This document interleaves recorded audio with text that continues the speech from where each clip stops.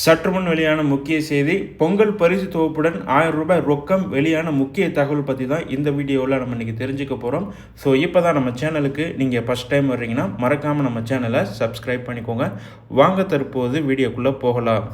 தமிழ்நாட்டில் வெகு விமர்சையாக பொங்கல் பண்டிகை கொண்டாடப்படும் நிலையில் அதற்காக தமிழ்நாடு அரசு ஆண்டுதோறும் பொங்கல் பரிசு தொகுப்பு மற்றும் 1000 ரூபாய் ரொக்க பணம் வழங்கும். கொரோனா பெருந்தொற்றுக்கு பிறகு ஆண்டுதோறும் இந்த தொகை வழங்கப்பட்டு வந்தது.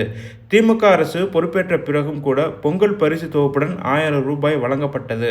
ஆனால் இந்த ஆண்டு பொங்கல் பரிசு அறிவித்த தமிழ்நாடு அரசு 1000 ரூபாய் ரொக்கம் அறிவிக்கவில்லை. அது ஏன் என்ற கேள்வி பெரும்பாலான மக்கள் மத்தியில் உள்ளது. உண்மையில் பொங்கல் பரிசு தொகுப்பு அரிசி ரேஷன் அட்டைதாரர்களுக்கு மட்டுமே வழங்கப்படுகிறது. இந்த பொங்கல் பரிசை சுமார் 2.20 கோடி ரேஷன் அட்டைதாரர்கள் பெறுகின்றனர். இதற்கான டோக்கன் விநியோகம் கூட ஜனவரி 3ஆம் தேதியிலிருந்து நடைபெற்று வருகிறது. மேலும் நாளை முதல் ரேஷன் அட்டைதாரர்களுக்கு பொங்கல் பரிசு விநியோகம் தொடங்க உள்ளது. 1 கிலோ பச்சரிசி, முழு கரும்பு, சர்க்கரை இந்த பொங்கல் பரிசு தொகுப்பில் வழங்கப்படுகிறது. அத்துடன் இலவச வேட்டி சேலையும் கொடுக்கப்பட உள்ளது.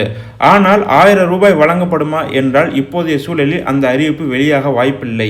இது குறித்து நிதியமைச்சர் தங்கம் தென்னரசு கொடுத்திருக்கும் விளக்கத்தில், தமிழ்நாடு அண்மையில் மிகப்பெரிய பேரிடர்களை சந்தித்துவிட்டது. மத்திய அரசு அந்த பேரிடர்களை கையாள எந்த நிதியும் கொடுக்கவில்லை. இதனால் 1000 ரூபாய் ரொக்கப்பணம் பொங்கல் பரிசு தொகுப்பில் இடம்பெறவில்லை என கூறியுள்ளார் என்பது குறிப்பிடத்தக்கது.